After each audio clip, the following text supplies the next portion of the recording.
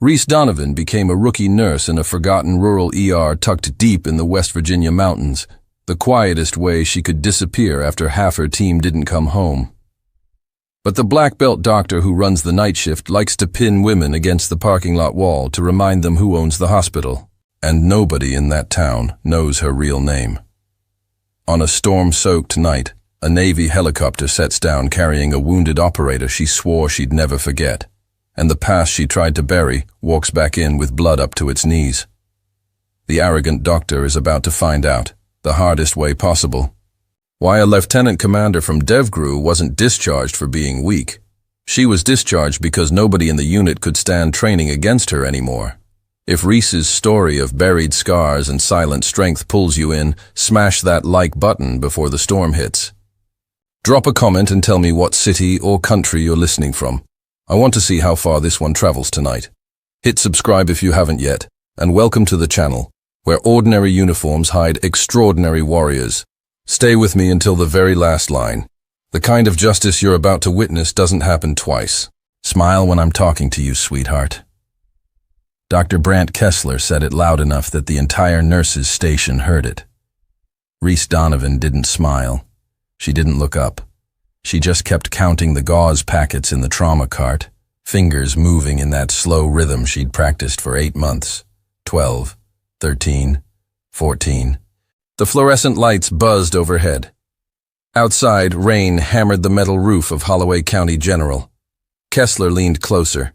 He smelled like coffee and cheap aftershave and something rotten underneath. You know what I think your problem is, Donovan? Nobody ever taught you respect. You grew up soft. Reese set the gauze down. Will that be all, doctor? Her voice was small, tired. The voice of a woman who had learned that arguing only made things worse. Kessler smiled. He had a smile that didn't reach his eyes. 6'2", 220 pounds of mid-career arrogance. Brown belt in Brazilian Jiu-Jitsu, working toward black. A framed photo of him in a Ranger Regiment uniform hung in his office, even though everyone knew he'd washed out of selection in 2009. Parking lot tomorrow morning, Kessler said. 6 a.m. You missed last week's session. Reese's jaw tightened. The night staff was required to attend Kessler's so-called self-defense classes in the back lot before shift change. He'd made it not optional 6 months ago, after the new administrator backed him. Nurses came back with bruises on their forearms, their necks. 1 had quit. 2 had transferred. Nobody talked about it. I'll be there, she said. Good girl. He tapped her shoulder twice. His thumb pressed into the soft tissue above her clavicle harder than it needed to. She didn't move. He walked away, whistling. Behind him, Marisol from triage mouthed the word, sorry. Reese gave her the smallest shake of the head. Don't. The radio at the charge desk crackled. Holloway General.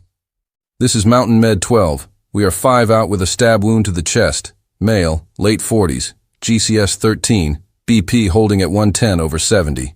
How copy? Mountain Med copy. Trauma 1, ready for you. Reese closed the trauma cart and rolled it into Bay 1. She moved without sound. 8 months of moving without sound. 8 months of being the small woman who got the worst assignments, the late shifts, the parking lot sessions. 8 months of swallowing it. The doors of Holloway County General opened 40 seconds later. A paramedic she didn't know wheeled in a stretcher with a man on it, soaked to the bone, with a kitchen knife handle still protruding from just below his left clavicle. Knife embedded, not removed in the field. Good crew. Reese's eyes did 3 things at once without her noticing. She measured the angle of the blade. The color of the man's skin registered next. Last came the position of the handle relative to the subclavian vein. None of these were things a rookie nurse should be doing. She filed it away. Dr. Kessler swept into the bay, pulling on gloves. Out of the way, Donovan! She stepped back against the wall. Kessler stood over the patient and barked orders. 2 large-bore IVs. Oh, neg on standby. Get me a chest x-ray. The nurses moved. Reese moved too. Hands quick and quiet, threading an 18-gauge into the patient's right antecubital on the first try. The patient's eyes rolled toward her. He was conscious. Scared, he grabbed her wrist with surprising strength. "Don't pull it out," he whispered. He said, "Don't pull it out." "Sir, who said?" Reese asked softly. The man, on the phone. He said, "Don't pull it." The patient drifted. Reese leaned closer, her tactical brain firing patterns she'd told herself she didn't use anymore. Stab wound to the chest. Patient told not to remove the blade. That meant whoever stabbed him knew exactly what they were doing. Knew the knife was the only thing keeping a major vessel from blowing open. That wasn't a fight. That was a message. She glanced at his hands, calloused in specific places.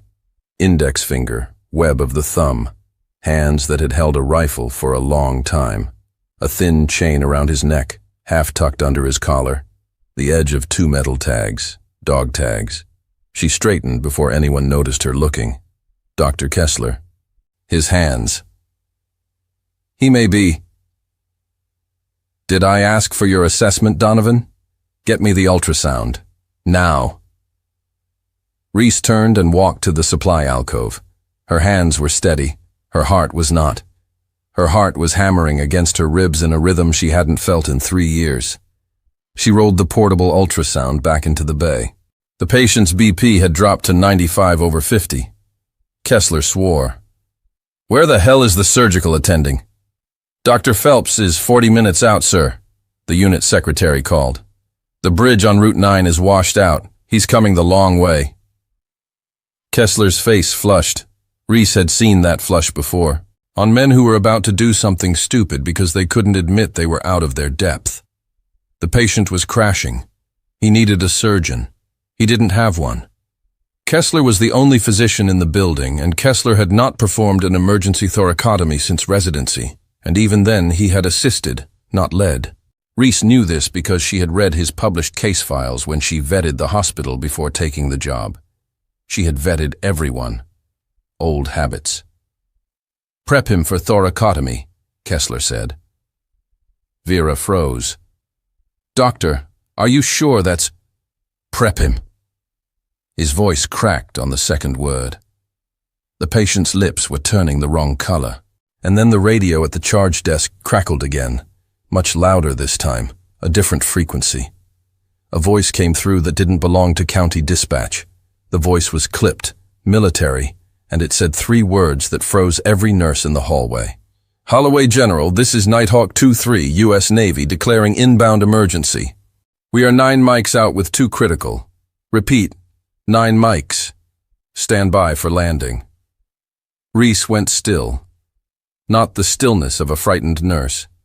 The other stillness. The one she had spent 8 months suppressing every time a door slammed too hard, every time someone yelled in the parking lot, every time a helicopter passed overhead going to the bigger hospital in Beckley. This one was not passing.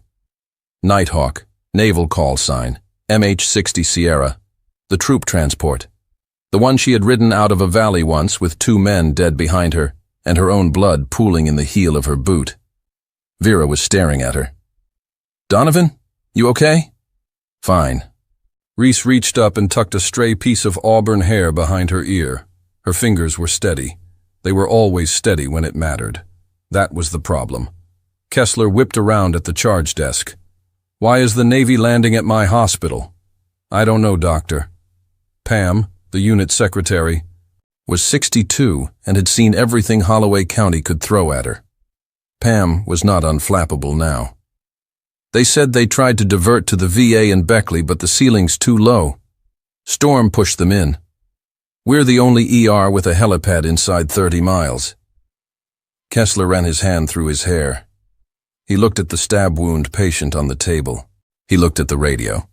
He looked at Reese, who was the only person in the room not visibly panicking. His eyes narrowed. "Donovan, get up to the helipad and assist the crew when they land.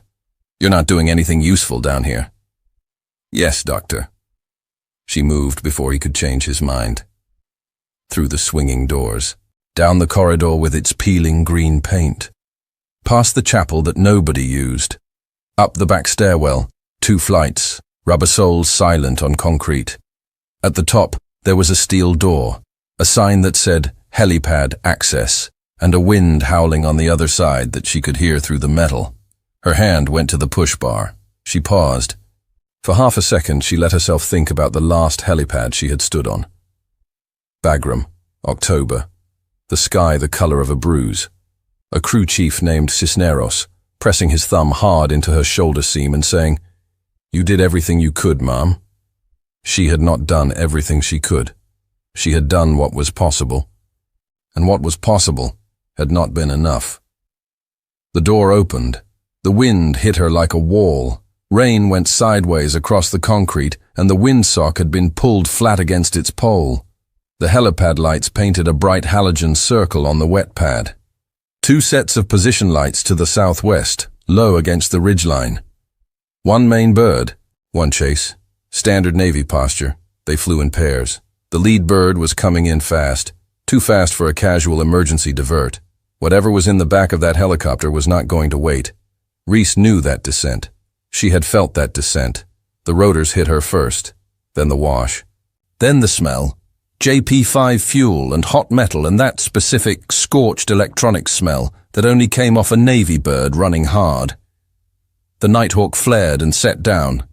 The side door slid open before the skids had fully settled. A man in a flight suit jumped out and ran toward her, one hand up against the rotor wash.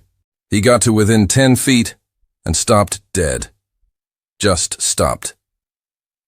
Rain ran off the brim of his helmet into his beard. His mouth opened. Closed. Opened again. "Commander," he said. Reese did not move. The crew chief took another step forward. His face was the face of a man who had just seen a ghost on a concrete helipad in West Virginia at 1 in the morning. "Commander Donovan, ma'am?" The stairwell door behind her banged open. Kessler stood there in his white coat, soaked through in 3 seconds.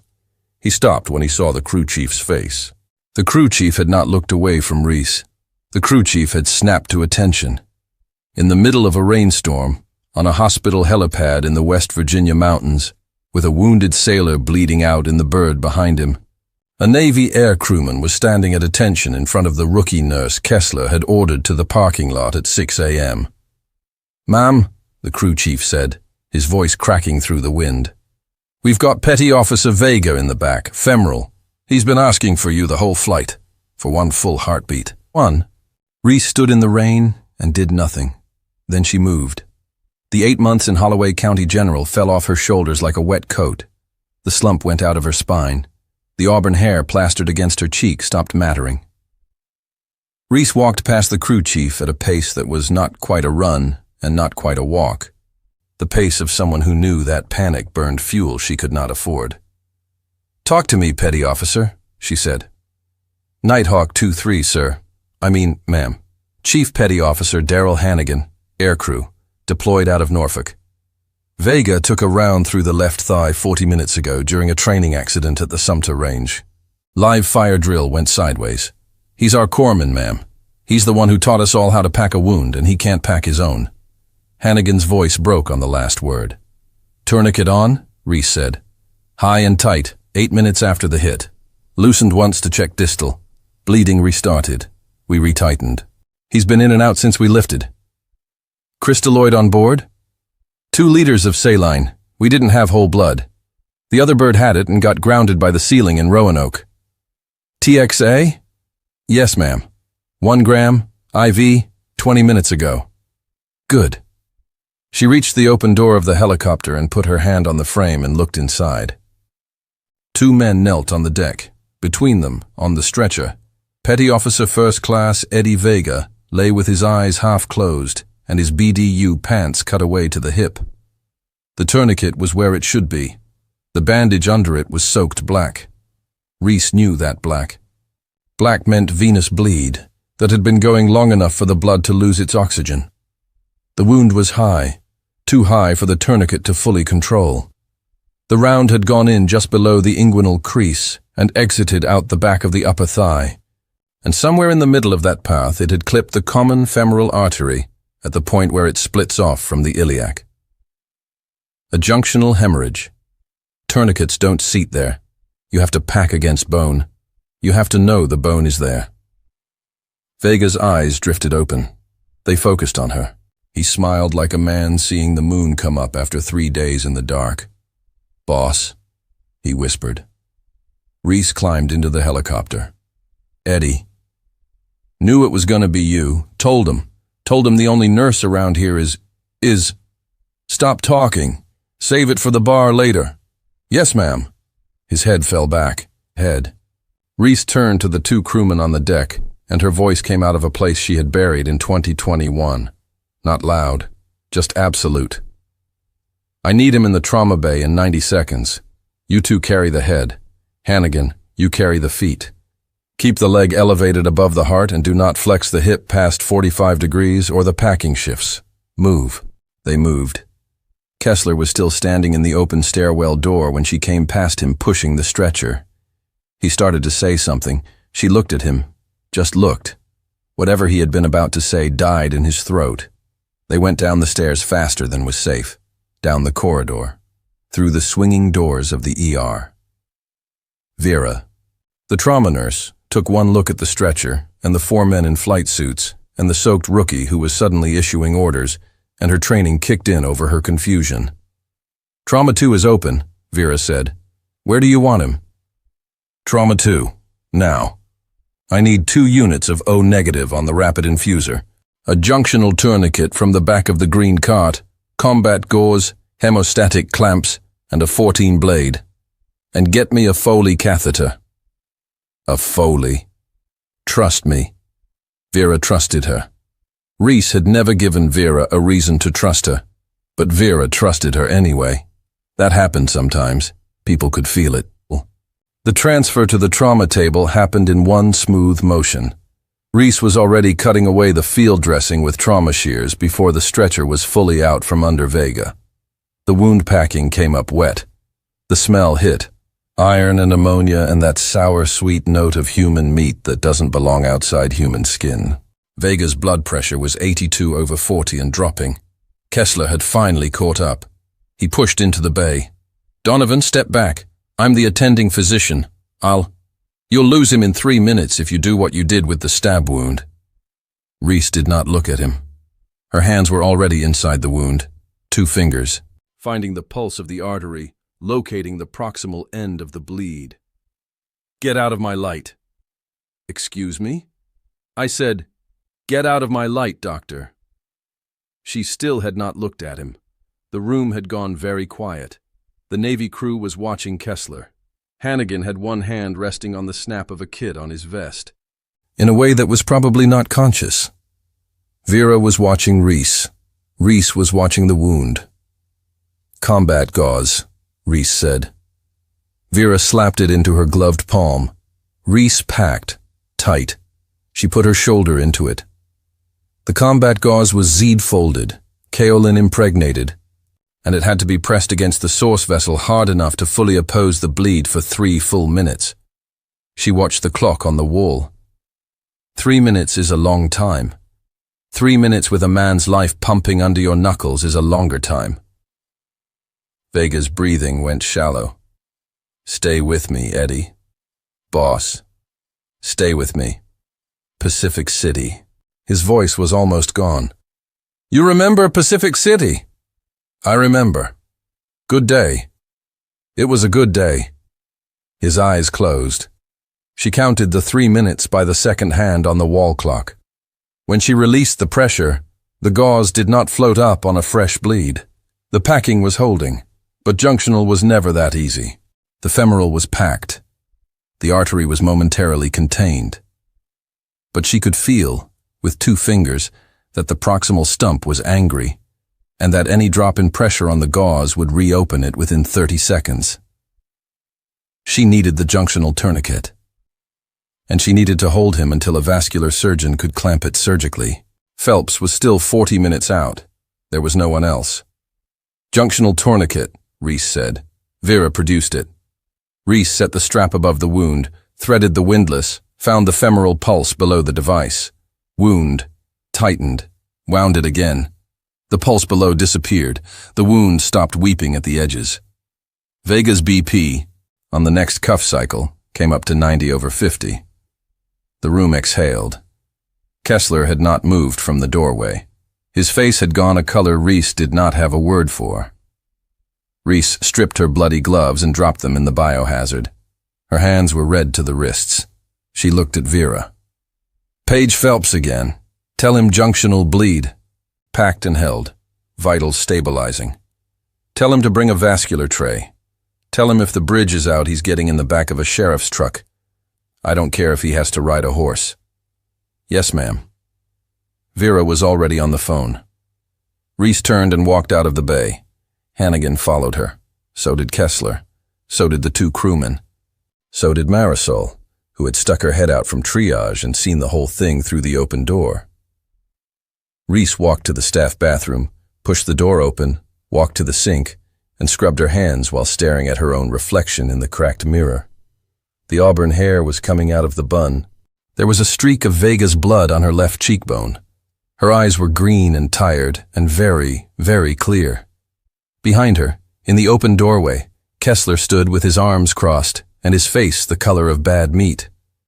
"Donovan," she rinsed. "Donovan, look at me when I'm talking to you." She dried her hands on a paper towel. She turned around. She was 5'2". He was 6'2". The doorway behind him was full of men in flight suits. Hannigan, the chief petty officer who had stood at attention in the rain, the two crewmen behind him. None of them moved. None of them said a word. They were just there. Witnesses. "You just performed a procedure outside the scope of your nursing license," Kessler said. "You are going to be terminated by morning. You are going to lose your license by next week, and you are going to be charged with practicing medicine without authorization." Reese folded the paper towel. She set it on the edge of the sink. "Dr. Kessler," she said. Her voice was no longer small. It was no longer tired. It was something else entirely. And Hannigan, in the doorway, closed his eyes for a moment, like a man hearing a song he had not heard in years. "You are correct that I performed a procedure outside the scope of an RN license. Then, I have a different license." Kessler's mouth opened. "I have a Special Operations Combat Medic certification from the Naval Special Warfare Center. I have an active independent duty corpsman qualification. I have a Tactical Combat Casualty Care Instructor rating, current as of 14 months ago. The DoD recognizes those credentials in any emergency situation involving a service member. The DoD is going to ask you a lot of questions tomorrow about why you tried to perform a thoracotomy you have not been certified to perform since 2014. Hannigan let out a slow breath. "Who are you?" Kessler said.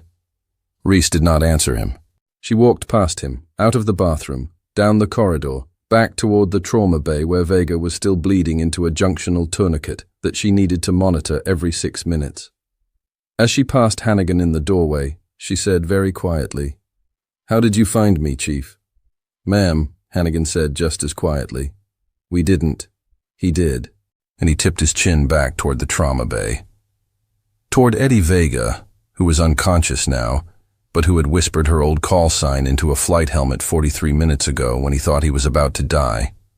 Vera had the rapid infuser running by the time Reese came back into Trauma 2. Vega's color had started to come back.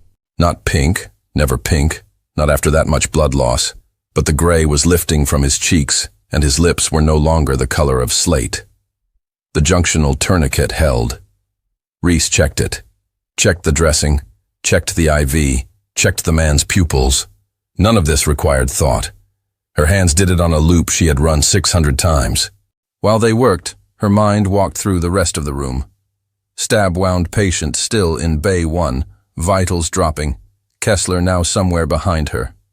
Two crewmen in the corridor outside Trauma 2, blocking it without being told to block it. Hannigan in the bay with her, 10 feet back, parade rest. Kessler had walked off down the corridor in the direction of his office, so Kessler would have to wait. "Vera." "Yes?"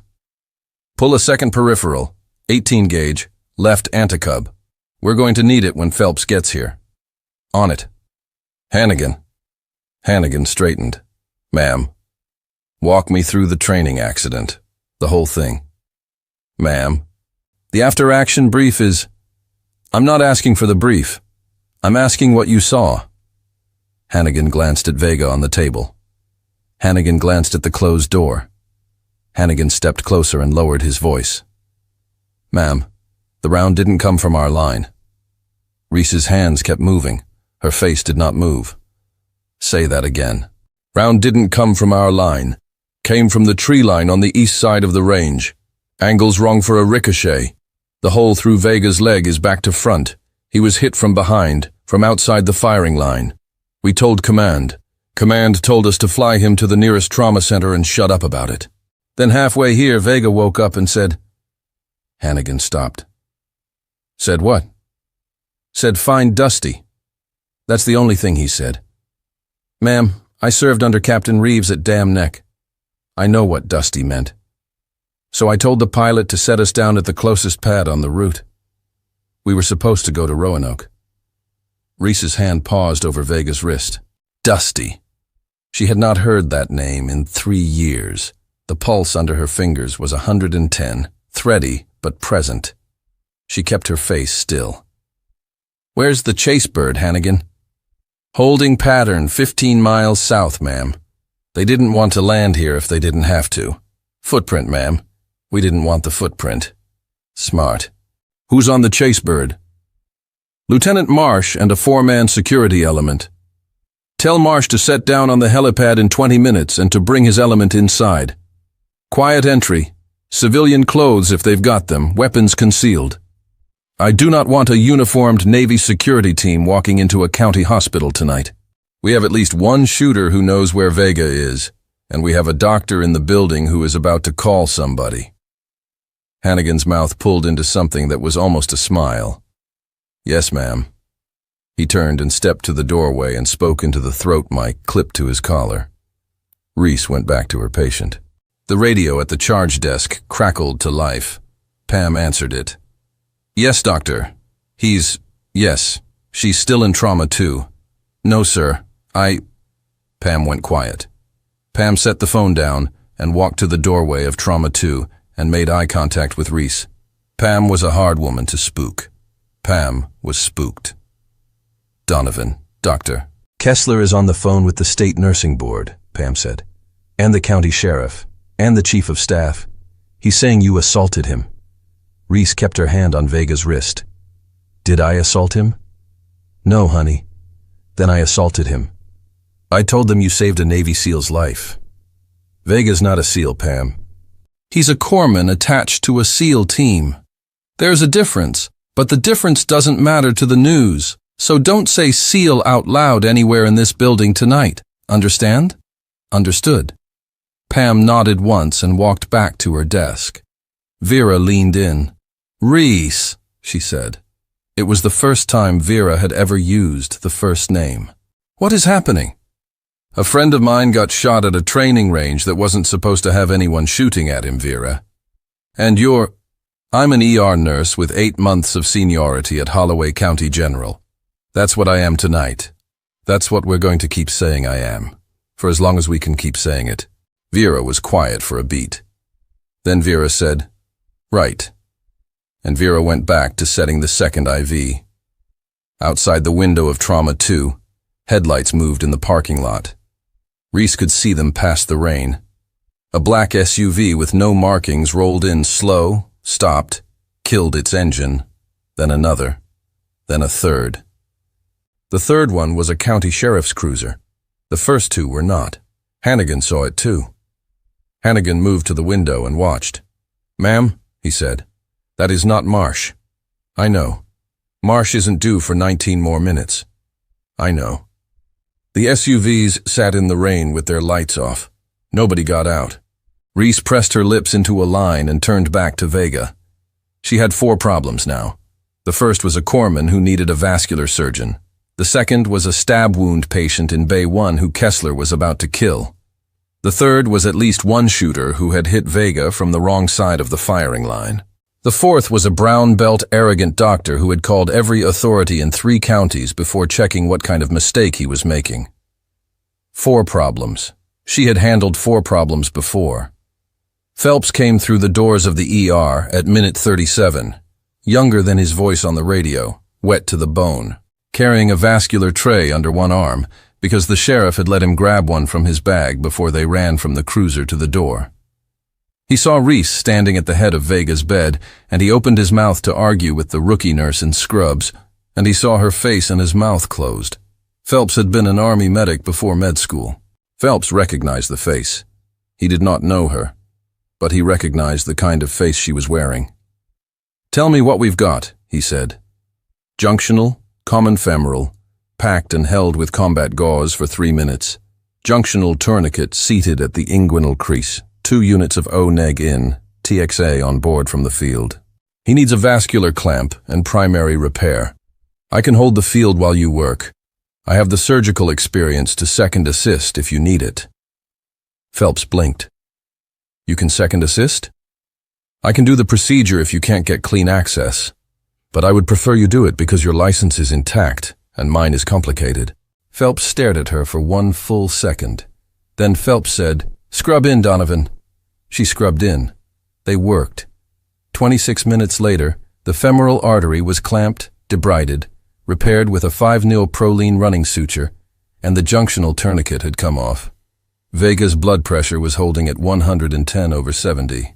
He would need transfer to a level 1 trauma center, but he would not die in Holloway County General. Reese stripped her gown. Phelps caught her eye. "What's your real name?" "Reese Donovan. That's the real name.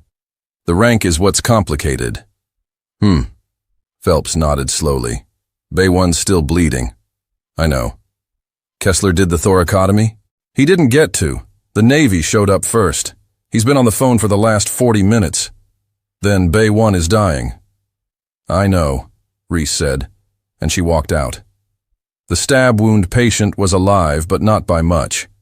Reese took one look at the monitor and ordered the ultrasound back and ran it across his chest herself, and saw exactly what she had expected to see. The knife had not nicked the subclavian artery. The knife was holding the subclavian artery, the way a thumb holds a leak in a hose. Whoever had stabbed this man had known precisely where to stop the blade, and had told him not to remove it, and had let him live, just barely, for a reason. Reese leaned down close to his ear. Sir, can you hear me?" His eyes fluttered. "I need you to tell me who you are. I need you to tell me who told you not to pull it out." His lips moved. She bent closer. "Tell Dusty," he whispered. "Tell Dusty they found her." The doors at the end of the corridor opened. 4 men in civilian clothes walked in from the parking lot, carrying themselves the way men carry themselves when they have rifles under their coats. They were not Marsh. They were not Navy. The lead man was tall, mid-40s, clean-shaven. He wore a black rain jacket over a flannel shirt, and his hands were in his pockets, and his right hand was not holding car keys. His 3 friends fanned out behind him in the muscle memory of men who had cleared rooms before. The lead man's eyes scanned the bays. His eyes found Reese. He smiled. It was the smile of a man who had been hunting for a long time and had just spotted the deer. Hannigan was in trauma 2 with Vega. The crewmen were down the corridor. Phelps was scrubbing out. Vera was at the charge desk on the phone, her back to the door. Pam was 62 and unarmed. Reese counted the people in the room who could fight and got to 1. Herself. Her hand drifted slowly toward the open drawer of the Bay 1 cart, where a row of stainless steel instruments lay on a sterile blue field. She did not pick anything up. Her hand rested on the edge of the drawer. The radio at the charge desk crackled.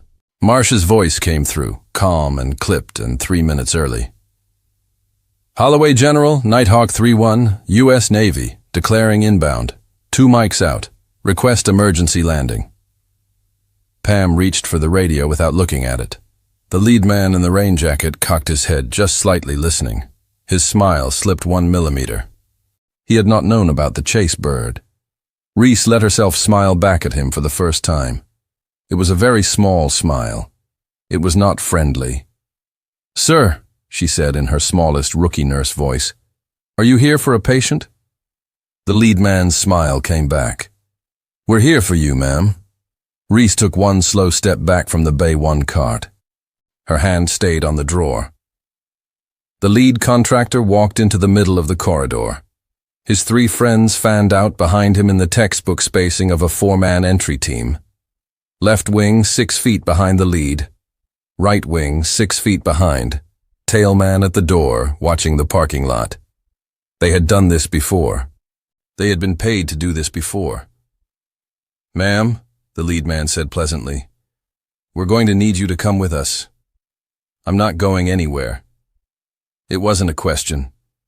Reese's eyes flicked just once to the wall clock above the charge desk. Marsh was 2 minutes out. 2 minutes was an eternity in a corridor with 4 armed men in it. 2 minutes was also the rest of her life if she stood still. The lead man took another step toward her. His right hand came out of his jacket pocket. The grip of a SIG P320 cleared the fabric. He did not raise the muzzle. He was confident. He was confident because he had counted the staff in the ER and decided that none of them were a threat. He had counted wrong. "Pam," Reese said quietly, "go to triage. Take Marisol with you. Lock the door." Pam moved. 62 years old, and she moved like a woman 30 years younger. Marisol was already half out of her chair. "Vera, get behind the charge desk and stay down." Vera dropped. The lead man's smile flickered. "Ma'am, the more people you involve, the harder this gets for everyone."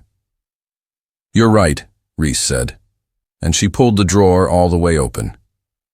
The lead man's eyes went to the drawer, because that's where a normal person's eyes would go.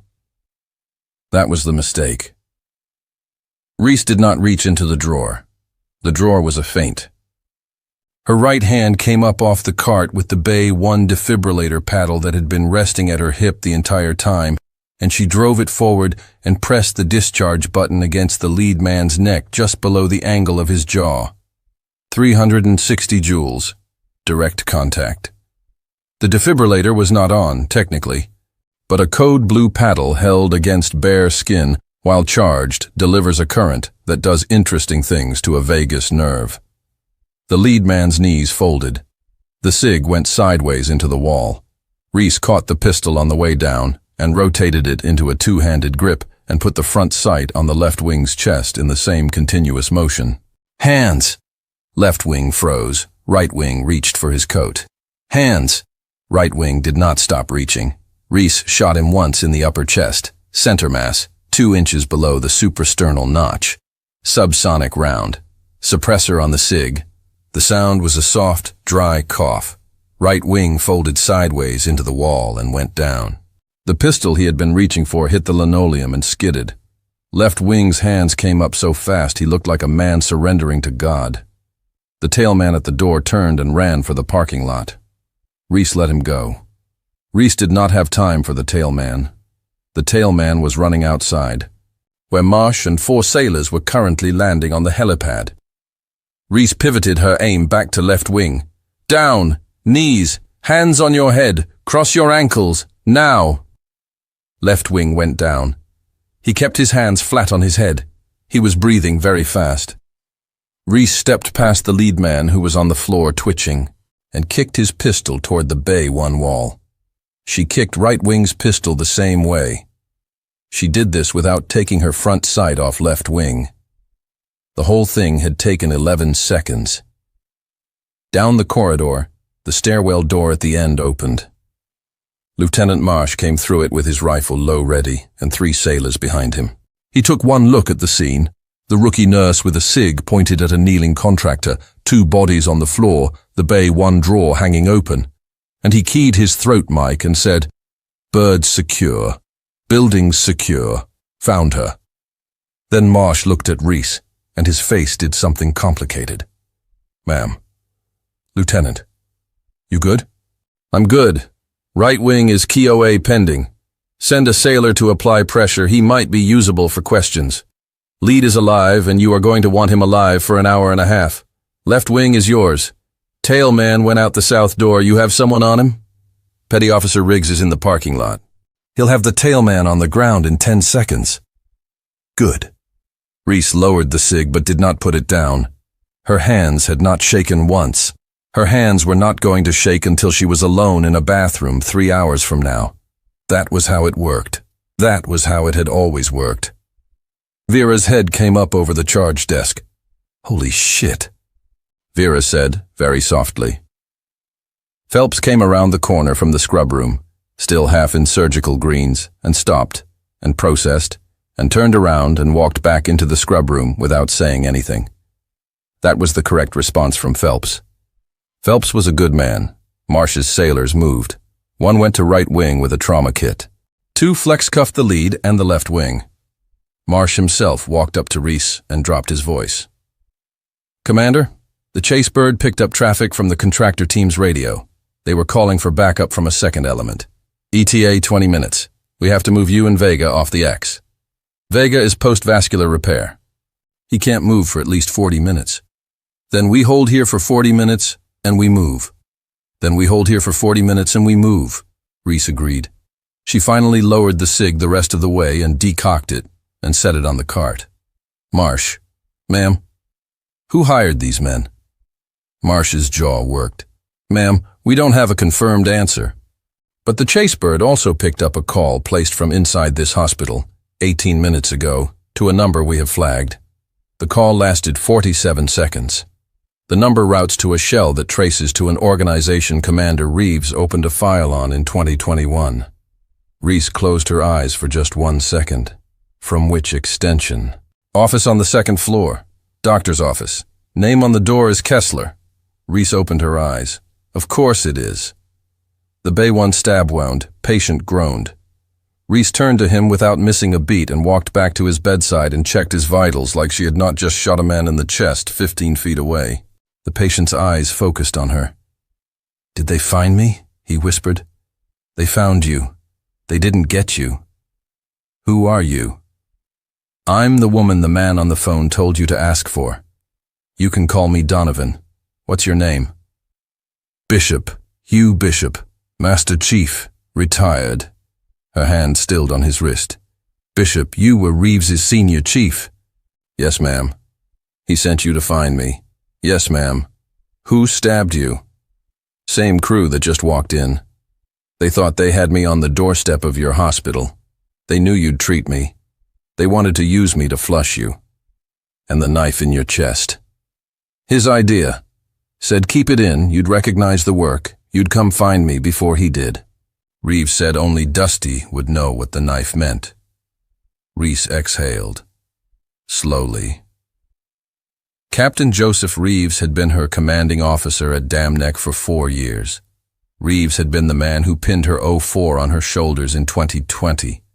Reeves had been the man who had told her, in 2022, with tears in his eyes, that he did not allow himself to show in front of any other officer, that she was discharging at the wrong time for the wrong reason, and that he understood why she had to. Reeves had been the man who, 18 months ago, started a personal investigation into the contractor network that had set up the ambush that killed half of her assault element. Reeves had been the man who, 3 months ago, stopped returning her annual Christmas voicemail. Reese had assumed Reeves had finally gotten tired of leaving messages with a ghost. Reese had been wrong. "Where is Reeves now, Master Chief?" she said. Bishop's eyes drifted. He fought them back. "He's 3 hours behind me. He's driving in from Norfolk in a civilian truck because he didn't trust the air corridor. He told me if anything happened to me, to tell you the file is in the spare tire well of his Bronco and the password is the dog's name. Cooper." "Yes, ma'am." Bishop's lips lifted at the corner. "He said you'd remember the dog."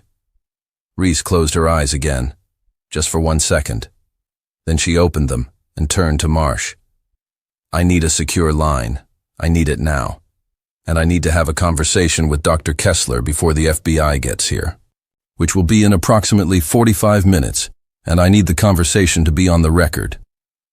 Marsh's mouth twitched. "Yes, ma'am." Reese took 1 step toward the corridor. Hannigan was standing at the doorway of Trauma 2. Hannigan had drawn his sidearm at some point in the last 11 seconds, and now Hannigan was holstering it again. Hannigan said, very quietly, "Ma'am, Vega's awake. He's asking for you." "On my way." Reese walked down the corridor toward Trauma 2. As she passed the lead contractor, who was being flex-cuffed by a sailor on the floor, she stopped. She looked down at him. The lead man's eyes were finally focusing again. "Who hired you?" Reese said. The lead man smiled up at her. His teeth were red. "Hired ourselves, sweetheart. You took something from us a long time ago. We came to take it back." "What did I take from you?" "Aleppo. 19 of ours." Reese stared at him for a long beat. Then she said, 19 of yours killed 4 of mine, including a corpsman named Salazar who was 24 years old. So the math doesn't pay you back. It just opens the account further." She started to walk away. The lead contractor laughed. It came out wet. "Doesn't matter what the math is, Dusty. We're not the last car in this train." Reese kept walking. Through the doorway of Trauma 2, Vega looked up at her from the bed. Vega's eyes were clear now. Vega's hand came up off the blanket, weak, and Reese took it and held it without thinking. "Boss," Vega said. "Eddie. Reeves is coming." "I know. He brought the file." "I know that too." Vega closed his eyes. Good. Now we finish it." And Kessler's office was on the second floor, end of the hall, behind a frosted glass door with his name in black vinyl letters. Reese walked up to it with Marsh and one sailor behind her. She did not knock. She pushed the door open. Kessler was at his desk. His phone was off the cradle, pressed against his ear. He saw her and his eyes went wide and his free hand came up off the desk and reached toward the top drawer of the desk, and Marsh's sailor cleared his sidearm in a fluid motion that took less than a heartbeat. "Hand off the drawer, Doctor." Kessler froze. He put the phone down very slowly. The sailor reached across the desk and opened the drawer with 2 fingers and lifted out a snub-nose .38 by the barrel and set it on the bookshelf out of reach. Kessler swallowed. "I want a lawyer." "I'm sure you do," Reese said. She walked to the chair on the visitor side of his desk and sat down, crossed her legs at the ankle, folded her hands in her lap. Her voice stayed at a normal volume. It did not need to do more than that. "Dr. Kessler, you called a man in Reston, Virginia, 18 minutes ago. The number belongs to a private military contracting firm that, by happy coincidence, sent 4 armed men into my emergency department a few minutes after your call ended. 2 of those men are in custody. 1 is on his way to the morgue. The 4th was apprehended in the parking lot. I have a witness chain, a phone record, and a recording of your call. You are not getting a lawyer for at least an hour, because Lieutenant Marsh is exercising naval jurisdiction over a national security matter, and you are the inside contact. Are you tracking?" Kessler's mouth opened, closed, opened. I don't know what you're... I'm going to ask you one question. The answer is going to determine whether you go to a federal prison in Petersburg for the next 20 years or a federal prison in Florence for the next 40. Reese leaned forward 2 inches. "Who told you to flag me?" Kessler looked at the door. He looked at the .38 on the bookshelf. He looked at Marsh, who was wearing flight gear and a flat expression, and at the sailor, who was black and built like a power lifter and had not blinked in 90 seconds. Kessler's shoulders dropped. 6 months ago, he said, a man came to my house, said he worked for a security consulting firm. He showed me a photograph of a woman who used to be a Navy officer. Said she might be working at a hospital in West Virginia, that if she ever showed up at Holloway, he wanted to know. He gave me a number, said he'd pay $50,000 for a positive ID and another $250 if I could keep her in the building when the time came. And the parking lot? What? The self-defense sessions, the bruises, the harassment. Kessler's face turned a color that was not quite human. That was you keeping her in the building. Reese's voice was very, very quiet. You set up a system where you could put your hands on female staff every morning, in case one morning the female staff was me. So you could get a positive ID by feeling for the scars under my scrubs. Yes or no, doctor? Yes. How many other women did you hurt to find me? Kessler did not answer. Reese stood up. She walked around the side of the desk. Kessler shrank into the chair. Reese leaned down and put her hand flat on the desk next to his elbow. and she put her face 6 inches from his face, and she said, in the smallest of all her voices, "Dr. Kessler, I am going to give you a piece of advice. Tomorrow morning, when you are in federal custody and the agents are asking you questions, you are going to answer every single one.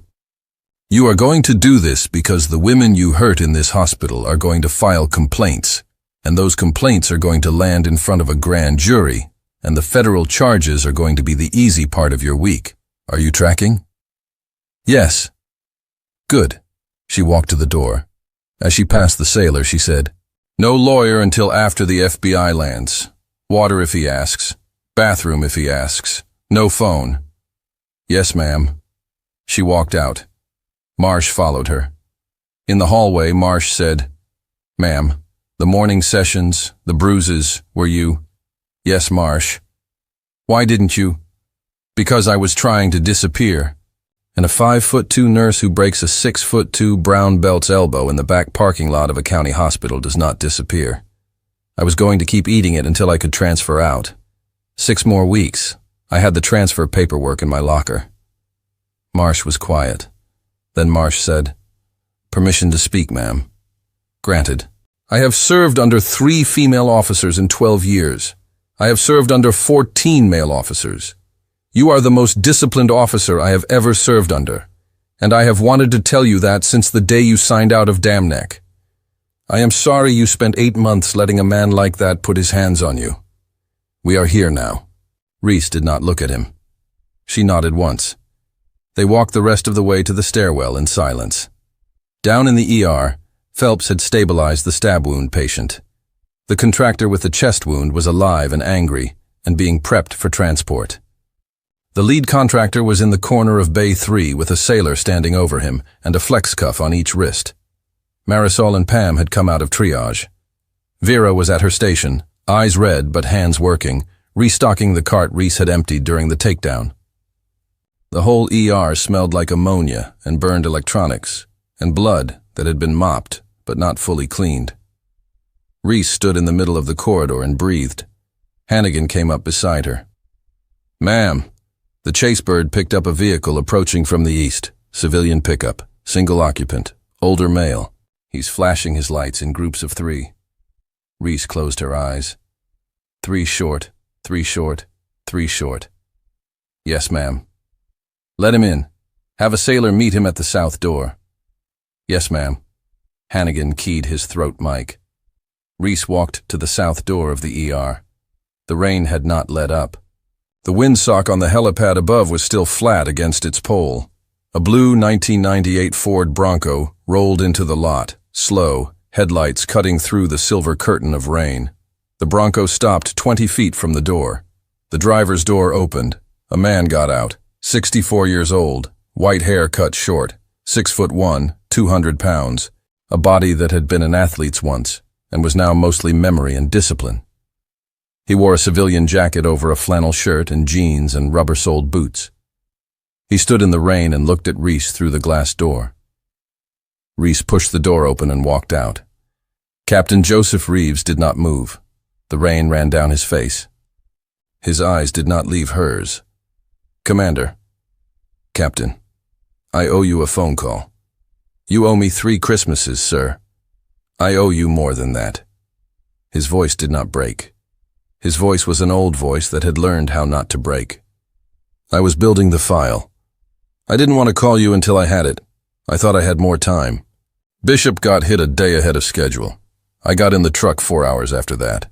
I am sorry it took this long. I am sorry it took Vega bleeding in your hospital. I am sorry, Reese." She walked the last 10 feet through the rain, and she put her arms around his shoulders, and she stood there with her cheek pressed against his shoulder for 10 full seconds. Reeves did not move. Reeves did not lift his arms. Reeves did not make a sound. He just stood there in the rain and let her hold him. When she stepped back, the rain on her face was not all rain. "The file?" she said. "Spare tire well, hard drive, Cooper's collar tag in the case. The password is the dog's name plus the month he died. August." "Yes." Reese nodded once. She turned. She walked back to the building. Reeves came with her. As they passed the threshold of the ER, Reeves stopped and looked at the bay where the lead contractor sat flex-cuffed, and Reeves's face went still in a way that Reese remembered from briefings before bad nights. "That him?" Reeves said. "That's the lead. The network behind him?" "Aleppo. Same crew, same money. They've been hunting me for 19 months. They got close once last year. I moved here after that. I thought I'd lost them." "You didn't lose them. They lost you for a while. And then a doctor in West Virginia sold you for 50 grand. "Yes, sir." Reeves nodded. He turned to Marsh. "Lieutenant, where is the doctor?" "Second floor, sir. My sailor's on him." "Good." Reeves walked toward the stairwell. Reese put a hand on his arm. "Sir, he's mine." Reeves looked at her. Reeves looked at her for a long moment. Then Reeves smiled, and it was the smile she had not seen in 3 years, and he said, "Yes, he is. Carry on, Commander." Reese walked to the stairwell. Each step was the same step. Up 2 flights, right turn, down the hall to the office with the black vinyl letters. The sailor outside Kessler's door stepped aside without a word. Reese went in alone. Kessler was where she had left him. The .38 was still on the bookshelf. The phone was on the floor where the sailor had set it down. Kessler looked up. His face had aged 10 years in 20 minutes. "Donovan, Stand up, Doctor." He stood. He was shaking.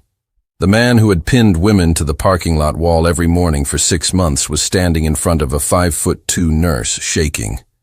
"Hold out your hand." He held out his hand. There was no hit. There was no touch. She took the framed photograph of him in the Ranger Regiment uniform off the wall behind his desk, and she put it face down on the desk between them, and she said, "You were never one of us. Not the Rangers, not the Navy, not the brotherhood you tried to buy your way into by hurting women in a parking lot. Tomorrow morning you are going to be processed by federal agents, and you are going to spend the next 20 years thinking about every nurse you laid hands on in this hospital. And when you get out, you are going to be a 60-year-old man with no license and no friends. And the women you hurt are going to be the doctors and the chiefs and the directors of every hospital in 3 states. They will remember your name. You will not be allowed inside any of those buildings. That is your sentence. The federal time is just the down payment." She turned. She walked out. She closed the door behind her with a soft, deliberate click. The FBI landed at 4:17 in the morning. 3 vehicles up the access road, headlights on, no sirens. Special Agent Aileen Ortiz came in first, badge out, with the patient calm of a woman who had been doing this for 22 years and was never going to be impressed again by anything. Reese met her at the door. Ortiz did not ask for an introduction. Ortiz had been briefed in the air. "Commander Donovan." "Special Agent." "Walk me through it." Reese walked her through it. Took 11 minutes. Ortiz did not interrupt once. When Reese finished, Ortiz nodded and said, "Dr. Kessler is upstairs. 2nd floor, sailor on the door. Mr. Bishop?" "Stable. Going to need a thoracic surgeon in Roanoke when the weather clears, but he'll live." Petty Officer Vega. "Stable. Vascular repair held. Transferring at first light to Walter Reed. Lead contractor? Cooperating. He gave us the 2nd element ETA and the staging location before Lieutenant Marsh had to ask him twice. He's afraid of what comes next, more than he's afraid of you." "Smart man." Ortiz smiled, just barely. "Captain Reeves?" "In the trauma bay holding Bishop's hand." Ortiz nodded again. She gestured at one of her agents, who peeled off and went upstairs. She gestured at another, who went to Bay 3 for the lead contractor. 2 more set up at the front and side doors. The FBI did this kind of thing very well. They did it like it was the only thing in the world they did, because tonight it was. Ortiz turned back to Reese. "Commander, I want to say something off the record. May I?" "Yes." "I have been investigating the network behind the Aleppo crew for 3 years. I have lost 2 colleagues. I have not been able to break it. The file Captain Reeves built and just put in the back of my truck is the first complete picture of the financial chain I have ever seen. You disappearing for 3 years is what kept that file safe. Reeves needed time to build it without them knowing. You bought him that time by living in a 1-bedroom apartment in West Virginia and eating peanut butter out of a jar. I want you to understand that. The disappearing was not surrender. The disappearing was the operation. Do you copy? Reese did not say anything for a beat. Then she said, I copy, Special Agent. Good. Ortiz held out her hand. Reese shook it. I'll need a formal statement in the morning. Get some sleep first. You look like hell. Yes, ma'am. Ortiz walked away into the building. Reese stood by the door and watched her go and let her shoulders drop, just 1 inch, just for 1 second. Vera came up beside her. Vera was holding 2 paper cups of coffee. Vera handed one to Reese without saying anything. They stood together in the doorway and drank bad hospital coffee and watched the rain start to ease. After a while, Vera said, Are you going to stay? At the hospital? No. They're going to need a new physician for the night shift. They're going to need a new charge nurse too, probably.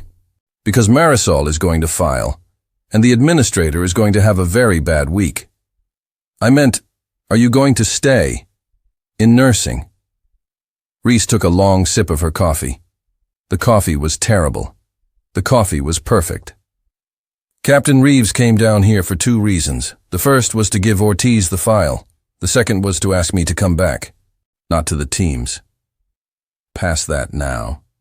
He wants me to build a curriculum at the Naval Special Warfare Center for Tactical Medicine.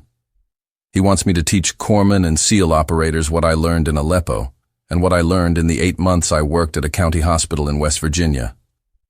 He wants me to teach them that a junctional bleed under a fluorescent light with no whole blood and a brown belt doctor screaming at you is the same problem as a junctional bleed in a valley with the sun going down. He says nobody else has done both jobs. He's probably right. Vera was quiet. I'm going to do it, Vera. I'm going to take the job. I'm going to leave Holloway County in 3 weeks after the federal stuff is done and the women here are taken care of. I'm sorry to leave you with the mess. I'm not sorry I came here. You're not sorry? Vera, 6 months ago, a young nurse named Marisol got a bruise on her wrist that she could not tell her mother about. Tonight, that young nurse is going to be in front of a federal grand jury, and she is going to be a witness against the man who put that bruise on her, and she is going to be safe. That happens because I came here. I needed to know that disappearing didn't make me a coward. I needed to find out by accident. I found out by accident. Vera nodded slowly. Vera was crying. Vera did not bother to wipe at it. Reese! Yeah. Will you teach me? Reese looked at her. Teach you what? Some of it. Not the shooting. The other parts. How to stand the way you stood, the night they came in. How to talk the way you talked. I don't want what he did to ever happen again on my shift. And I want to know how to be the kind of nurse who could stop it. Reese took another sip of her coffee. Her mind went to Marisol with the bruise on her wrist, then to a young corpsman named Salazar, who had been 24 years old and had never gotten old. Then to a young Navy lieutenant named Reese Donovan, who, 12 years ago, had sat in a classroom at Camp Lejeune and listened to a senior chief named Bishop tell her that the only thing that mattered in this work was that the next person down the line was better trained than you.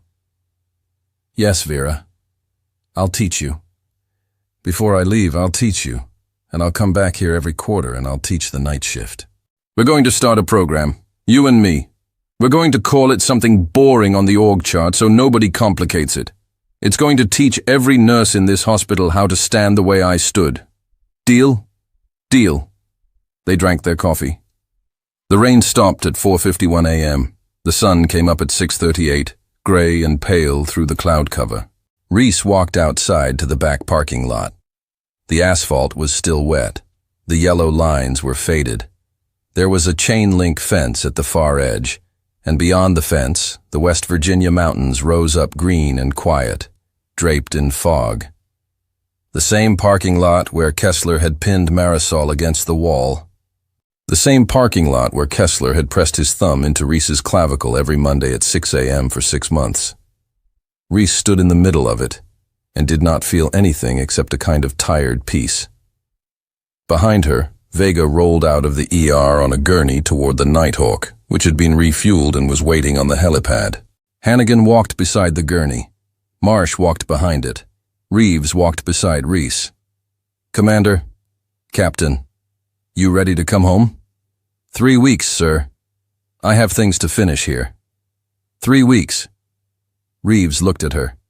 Reeves looked at her with the look he had worn when he pinned her 04 on her shoulders in 2020. "I never asked you why you picked Holloway County. Why this hospital?" Reese watched the gurney move across the wet asphalt. "Because Reeves," she said, "I read the Joint Commission report. This hospital had the worst patient outcomes in the state. I thought if I was going to disappear, I might as well be useful while I disappeared.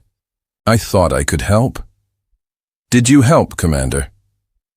Reese turned and looked at the back door of the ER, where Vera was watching her from the doorway, and Marisol was standing next to Vera with her arms folded across her chest, and Pam was behind them with her hand on Marisol's shoulder. "Yes, sir," Reese said. "I think I did." Reeves smiled. "Then you didn't disappear. You just changed uniforms." Reese laughed. It was a small laugh. It was the first laugh she had laughed in 3 years that didn't taste like ash. The Nighthawk's rotors spun up. Vega's gurney was loaded. The bird lifted off in a clean column of mist. Reese watched it climb until it cleared the ridgeline and turned east. Then, she walked back inside her hospital. Her scrubs were stained. Her bun was half down. Her left cheek had a streak of Vega's blood on it that she had not bothered to wipe off because washing it off felt like cheating. She walked past Marisol, who said nothing, and Pam, who said nothing, and Vera, who held out a fresh cup of coffee. Reese took the coffee. Reese said, "Vera, pull the morning census. We have patients to see." "Yes, Commander," Vera said. And the small, dark-eyed nurse from triage, Marisol, smiled for the first time in 6 months. The lesson of a uniform is not what it says on the patch. The lesson of a uniform is what you do for the next person down the line. Reese Donovan had worn 3 uniforms in her life: a Navy officer's, a nurse's, and the one she had not known she was wearing, the one that mattered most, the one a woman puts on when she stops running and decides, in a back parking lot in West Virginia, to teach the next nurse how to stand the way she stood. The end. If Reese's story moved you tonight, do me one favor before you